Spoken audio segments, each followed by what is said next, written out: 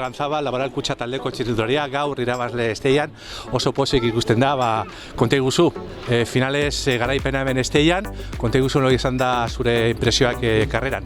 Bueno, azkenien bai, esasu moduen heldu da garaipena, bi asteburu oso neukiotez, beti podiumen egon da, bueno, azkenien gaur pastelari egin da hori jarritzagu ez garaipenarekin da oso pozik.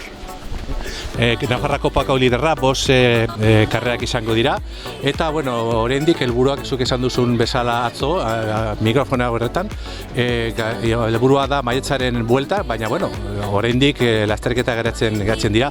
Nola ikusten duzu zure hankak, hau disputatzeko? Bueno, Nafarroako kopana gaur eukiogun berri bat izan da ez, bueno, lider hastie kriston esperientzia da, oso ondo posik. Bueno, helburuek azkenien bardinak segituten da izaten, ez? Maiatzien fuerte egon, Santikutz, Valentziaga da Nafarroko itzulia oso fuerte egin.